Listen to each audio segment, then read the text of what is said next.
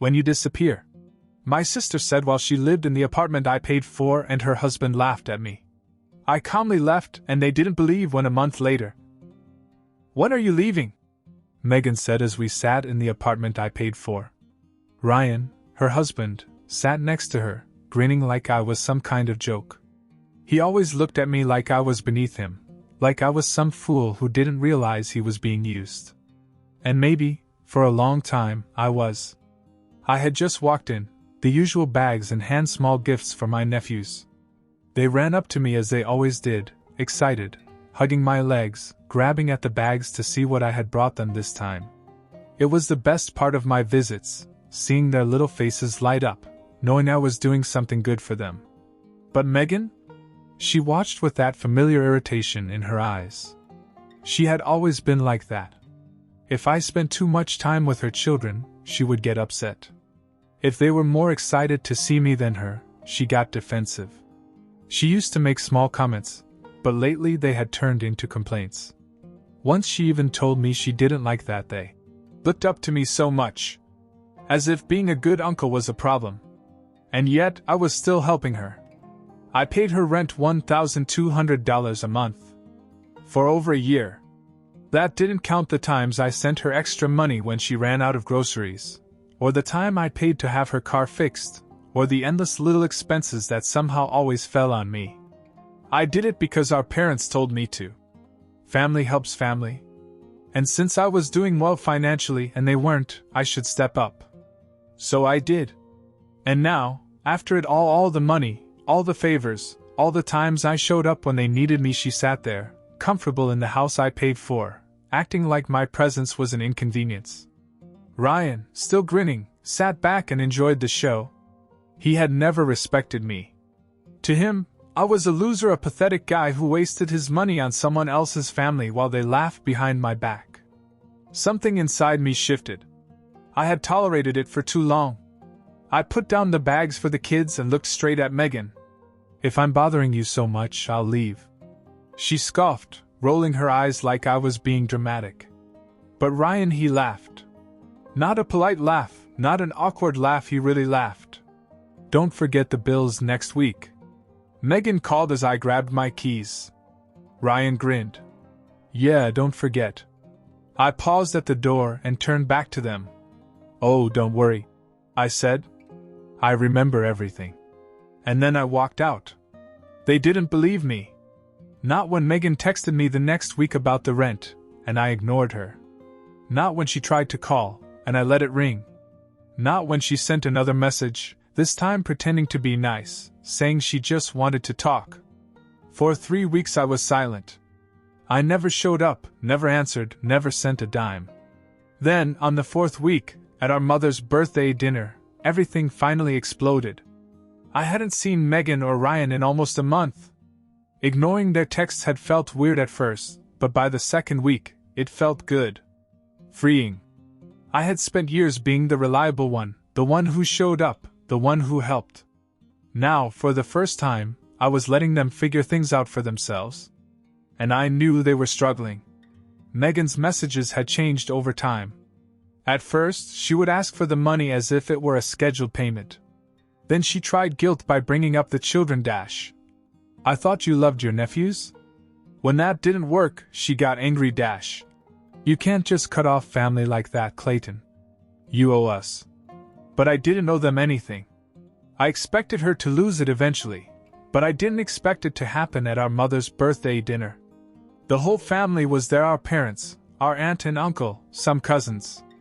It was supposed to be a peaceful evening, but the moment Megan saw me, her expression turned cold.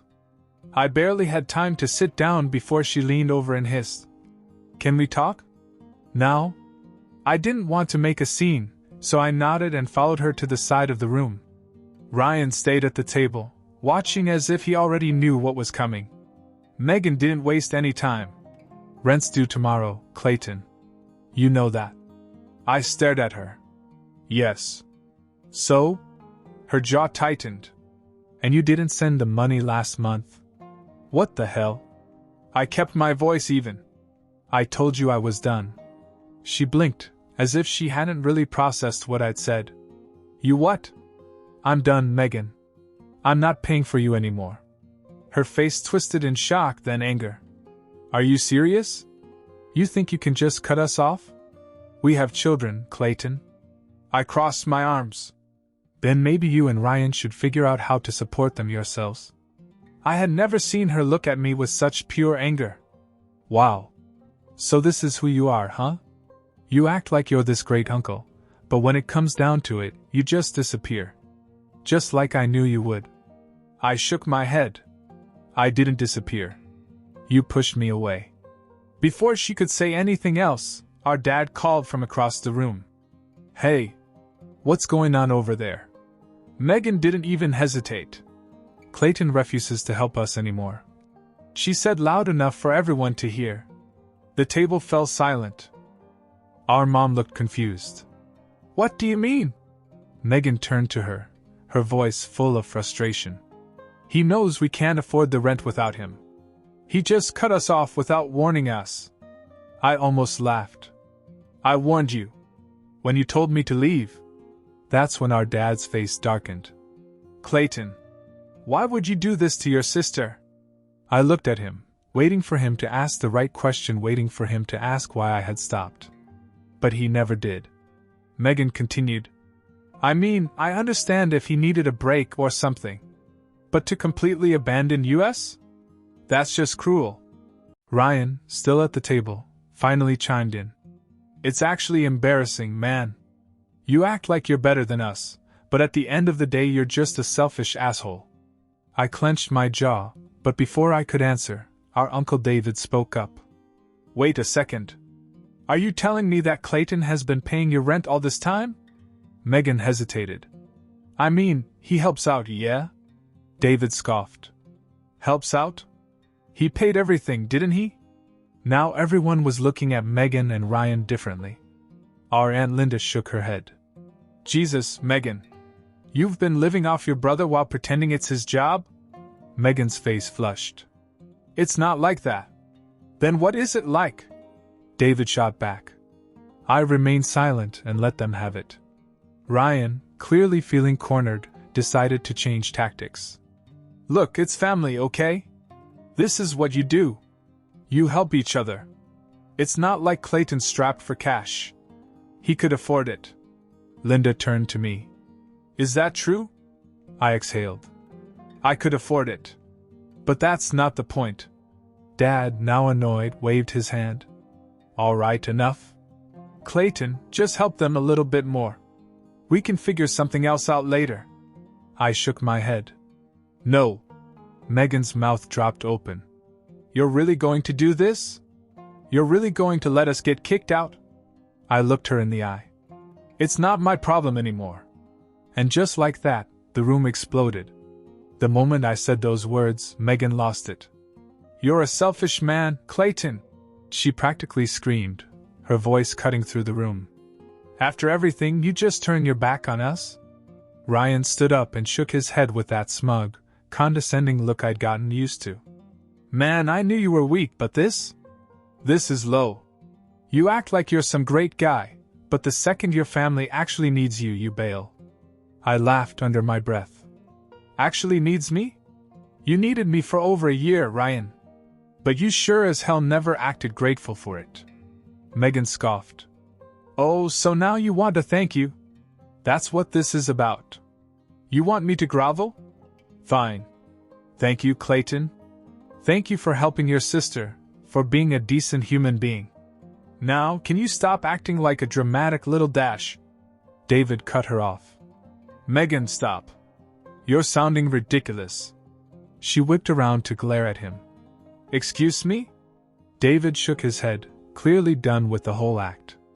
You don't get to talk about Clayton like that when he's been carrying your damn household for over a year.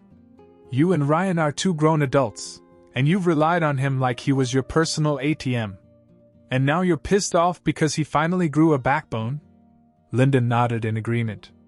You have 2 kids, Megan. What's your plan if Clayton isn't around? Just expect someone else to step in and save you? Megan's face turned red. We had a plan, Ryan mumbled. We just needed a little more time. A little more time? I repeated, now looking directly at Ryan.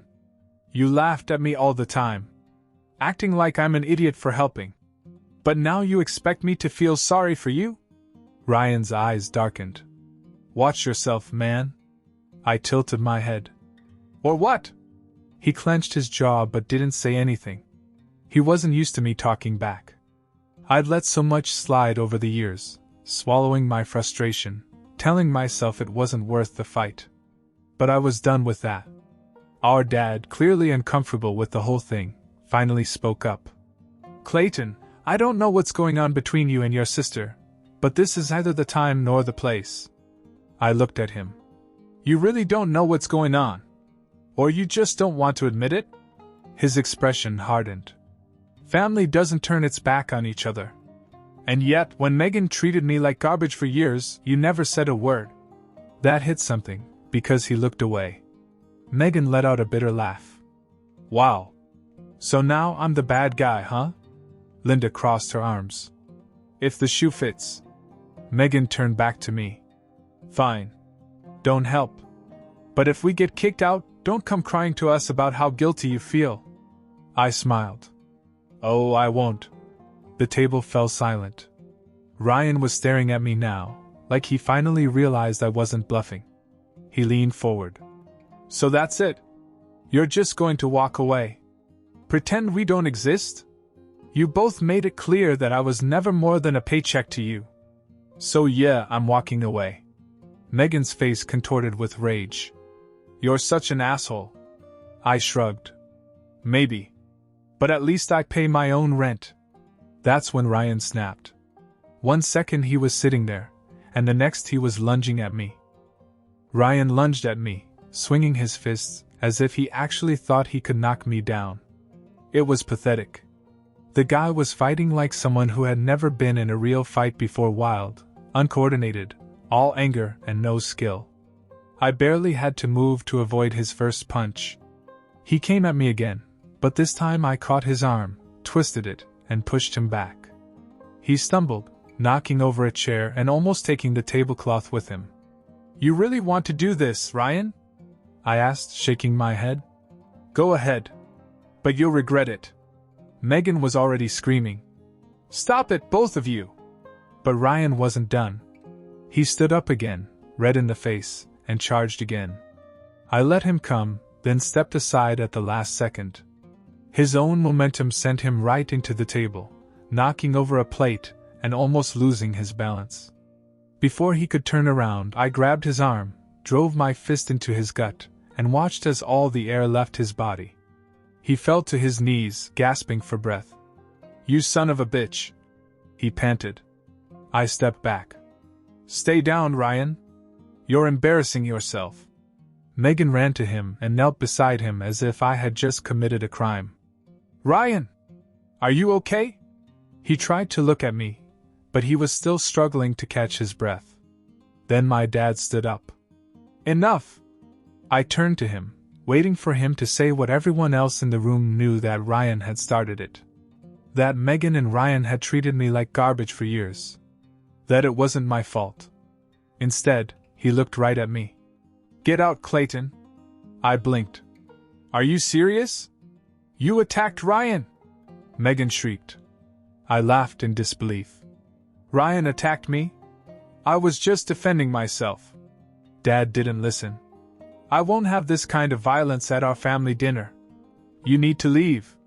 Now. David, my uncle, slammed his hand down on the table. Are you out of your mind, Steve? You saw Ryan go after him first. Linda, my aunt, crossed her arms. You're really going to kick out the only person in this room who did the right thing? Dad's jaw tightened. I'm not arguing. I looked around the room. Mom had her hands in her lap, avoiding eye contact. Megan was still acting like Ryan was some kind of victim. Ryan, still on his knees, looked like he wanted to crawl into a hole from the sheer humiliation of it all. But David and Linda? They were furious. I exhaled, grabbed my jacket, and headed for the door. As I passed Megan, I leaned in just enough for her to hear me. Good luck with the rent. Then I walked out. And I didn't look back. For 2 days, I didn't hear from either of them. No texts, no calls, nothing. I wasn't surprised. Dad had made it clear whose side he was on, and Megan was too proud to reach out first. I figured they'd stay mad for a while, then eventually find a way to blame me for everything. And honestly, I was okay with it. I felt free for the first time in years. No more paying their rent, no more guilt trips, no more dealing with Ryan's smug attitude. I focused on myself. Went to work, went to the gym, actually spent money on myself for once. It felt good. Then, on the third day, I got a call from Mom. I stared at the screen for a moment before answering. "Hey." Her voice was tense. "Clayton, we need to talk. It's important." I sighed. "What is it now?" "It's Megan," she said quickly. "Something's happened." My stomach dropped. As much as I wanted to be done with them, the thought of something serious still made my heart clench. "What happened?" Mom hesitated, as if choosing her words carefully. "They're in trouble, Clayton. They may lose the apartment today. The landlord gave them final notice. They have until the end of the day to pay or they'll be evicted." I ran my hand over my face. "Are you serious? I told Megan weeks ago that this was going to happen." "I know," Mom said. "But it's not just her. The kids, Clayton. They don't deserve this." I clenched my jaw. I hated that she brought up the children. She knew they were my weakness. "Where's Dad in all this?" I asked. Mom hesitated again. He's upset. But he's not able to help financially." "Of course not." Dad was always quick to defend Megan, but when it came to actually helping her, he was suddenly useless. "Clayton, please," Mom said. "If you can just help this one last time, just to keep her from losing her home dash." I sighed, already feeling the weight of this pressing down on me. "Fine. I'll talk to Megan." Mom sounded relieved. "Thanks. I knew you wouldn't turn your back on her." I hung up and grabbed my keys. As much as I wanted to stay out of it, the thought of my nephews losing their home was too much. I told myself that this was different. That I wasn't doing this for Megan or Ryan, I was doing it for the kids. But I had no idea what I was getting into. Because everything Mom had just told me? It was a lie. I drove over, still feeling conflicted. Part of me knew this was exactly what Megan wanted to pull me back in, to make me feel responsible. But Mom had said it was urgent, and if my nephews were about to lose their home, I couldn't ignore that. When I arrived, Megan opened the door quickly, as if she had been expecting me. She looked stressed, but not in the way someone would if they were actually about to be evicted. Something felt wrong. Ryan sat on the couch, avoiding eye contact. That was my second red flag. He was always the loudest in the room, always had something clever to say. But now, silent. I got right to the point. "Mom said the landlord gave you the final notice. What's going on?" Megan sighed dramatically and ran a hand through her hair. "It's bad, Clayton. They say if we don't pay by tonight, we're out.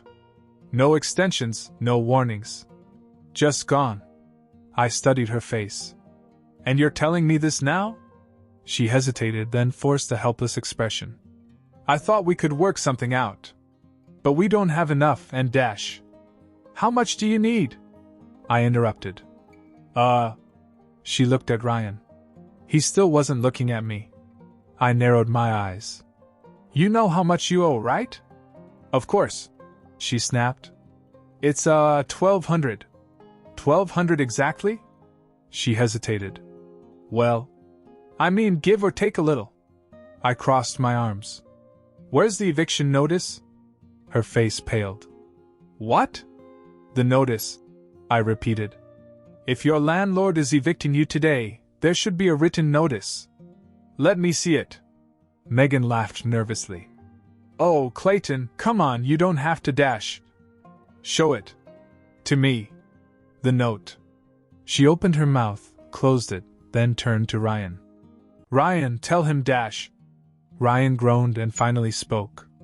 "Just drop it, Megan." I stared at her, realization settling in. Unbelievable.